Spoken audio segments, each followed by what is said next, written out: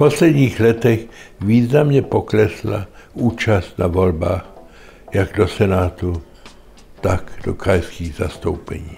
Málo kdo si uvědomuje, že pro denní život je v naší obci, v našem okrese a v našem kraji je krajské zastoupení a jak se v kraji vládne mnohem důležitější, než si myslíme, a že nerovnováha v Senátě vede k nerovnováze v celé republice. Spousta lidí mi argumentuje, že žádná strana a žádní kandidáti jí perfektně nevyhovují. To je zcela normální. V politice se musíte vždycky rozhodnout pro toho, o kterém jste přesvědčen, že nejméně škodí, snad dokonce bude prospěšný. Ideál nikdy nenaleznete. Ale když nejdete k volbám, podpoříte toho, kterého si nejméně přejete. Uvědomte si to. Vždycky ta kocovina po volbách, kterou jsem několikrát zažil,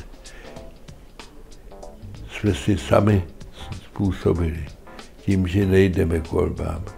A pak se divíme, kdo nám vládne, kdo tvrdí, že nás zastupuje. Proto vás prosím, vemte si tu půl hodinku času, jděte k urnám a rozhodněte se. A přemýšlejte, koho budete volit.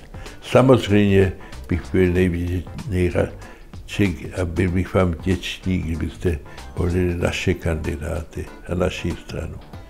Ale zajisté lepší je vůbec jít volit, i kdybyste zvolili nějakou konkurenční stranu, ale splnili svou demokratickou povinnost. Zdá se, že od listopadu jsme zapomněli, jak důležitá je svoboda a jak důležitá je možnost volby. Tak děkuji vám, pokud půjdete k volbám.